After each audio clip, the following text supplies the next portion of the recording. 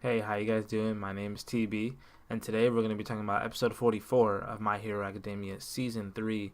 And right off the bat, I want to say I really like this episode more than last week. It was still a pretty okay episode, but it was way better than last week because we got to see Himiko actually do something. Like she showed her face. She started doing something besides like just sitting around because we knew that she was in the fight, right? And that she was around and she was doing something, but we didn't know what. We found out where she is and what she's doing, and also Mr. Compress showed up. That's the last person that we needed to see that we have not seen yet in this fight from the League of Villains, this little group that they got here that are attacking the students. So I like that. I like that everyone's here, everyone's accounted for, and we know what's going on. So from the beginning of this episode, we see Midoriya doing this thing. And I like when he does this because this emphasizes the fact that he is useful even without his quirk. Like he's good at doing what he does even when he's not using one for all. He's smart, he uses his brain a lot. He talks to Shoji and he says, I want to be able to save both of them, not one of them. Like if I had to make the choice between saving Tokiyami and going after Bakugo, I'm not gonna make the choice in between the two. I'm gonna try to save both of them. So what he does is he gives them this plan. I put up on the screen here where he just kind of like lures Tokiyami towards them by using his arms because he can maneuver his arms left and right. And I think that was a really good plan. That was a really good idea. And once he gets there, Tokiyami just totally destroys Moonfish. No contest, man. Moonfish gets upset that upset that he's getting in their way because he was trying to go after Tokiyami and Bakugo, and he just totally destroys him. But before that happens, though, the reason why they're even luring Tokiyami there is so that he can he can get weakened by the fire that Bakugo and Todoroki could use. And you see the look on Bakugo's face. It's like he wants Tokiyami to go crazy.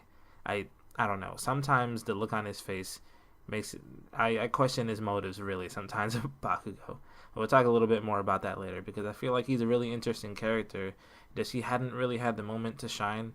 Whenever he's on the screen, he does the same thing. He gets mad and he yells. You know, even when they're talking, like right after this conversation here, Tokiyami expresses how he's sorry for what he did. He got Shoji's arm cut off, and he's really upset. And they kind of like brush it off like it's no problem. It's not what we have to deal with right now. It's not our main concern. And then you see Bakugo just completely clueless as to what's going on because he doesn't want to be protected. He's not the type of person that really thinks too much. So while they're talking about what they're gonna do and where they're gonna go, you just see the look on his face like what's going on. He doesn't want to be protected. He didn't want to be saved. He wants to fight. He wants to use his quirk. So that's something. And right after that, we see Himiko show up. She attacks Suyu and Ochiko, and you don't really get to see what her quirk is. Still, even now, she has this weird obsession with stain and with blood because that's her hero, and she kind of uses that to distract Ochiko while they're fighting. To talk about him, she mentions how you really like someone. When you like them, you want to kind of be like them, and then she goes into this weird like obsessive sort of a thing. You see her face here. It's almost like she's a yandere or something like that. I don't know. But she distracts Ochiko after she uses her martial arts. When she uses her martial arts on him, I thought that was really good because that shows that she can also fight. She can also do something besides just solely rely on her quirk, and that was good. I don't know how many people that's going to work on. This is a specific situation where she learned exactly what to do in this situation, although it was still cool. She got her blood taken. Don't really know what that means. I don't really know what Himiko's planning to do with that blood, but either way, she held her own before the guys came up, and then she ran off. After that, we see Mr. Compress. He shows up.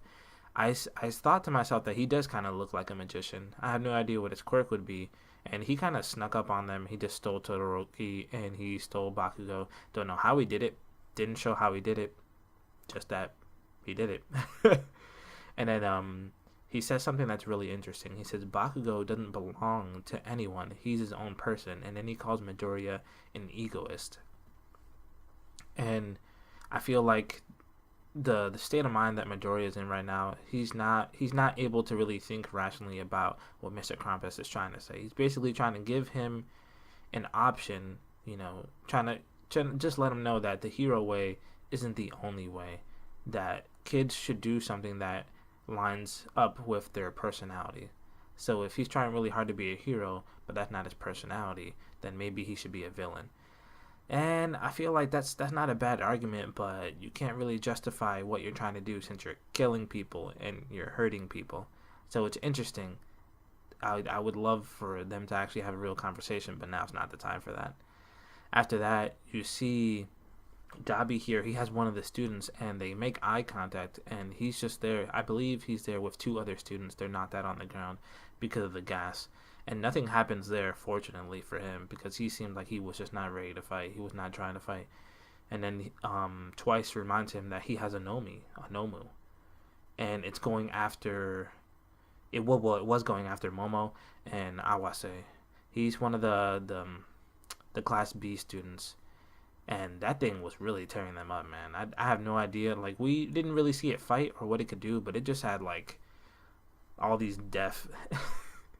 these death weapons. It had like a drill, it had like a chainsaw. This thing, obviously, even Dobby said, like, oh, it probably killed someone by now, right? It should have killed someone, and I think it did. I'm not really sure who it attacked or what it did, but obviously, he called it back. He like pressed something on his neck and he called it back for it to come to him. And Momo placed some sort of, it looks like a tracking device. I don't know what it was.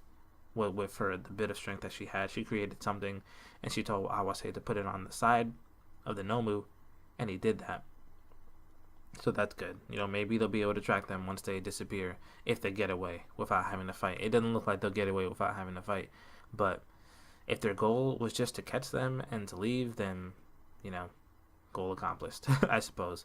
We go back to the main campsite where we have Spinner here and we have Magne, and they get caught, but it looks like they're not gonna stay caught because I forget what his name is, but the guy who looks like he's just made out of darkness, you know, he shows up. I'll put him on screen right now.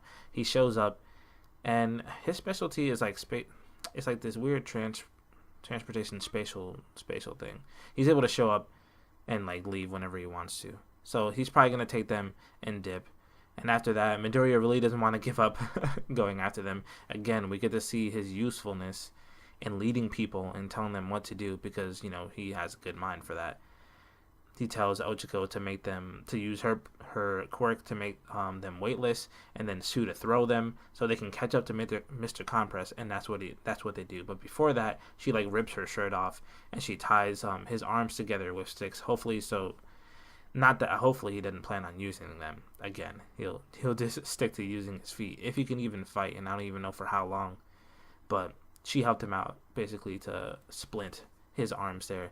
They throw him, and then they land on Mr. Compress. And Himiko's there, Dobby's there, Twice is there. They're all most of the crew is there. So we'll see what's gonna happen in the next episode. But before we end the review, you notice what Himiko says at the end there, that she found someone that she was interested in. It looks like Ochiko's got some competition, but no, really, it's her character is still really interesting. She is crazy. She's definitely crazy. We could see from this episode. I'm glad we got to see more of her. And that's it. That's the whole episode. Like I said, it was a pretty good episode, but it's one of those episodes where not much happens. I'm glad that we got to see more of Himiko and Compress since they were missing. They were lacking in the fight. Shoji-chan as well too. We didn't get to see too much of Shoji, but he came in clutch because without him, Midoriya would have been probably wrecked. Probably would have got wrecked by Tokiyami. Anyway, let me know what you guys thought of this episode, and let me know what you guys thought of this review. I'm gonna keep doing them. I've been wanting to post more videos about other things, and I've just been busy with work. But you will see more videos. You'll see more IM videos come up. The Sword Art Online GGO alternative first reaction, that's gonna come up. It's been 5 episodes. I wanted to wait a little bit before we get that on. Anyway, have a good day, guys. Thanks for watching. I'll see you next time. Peace.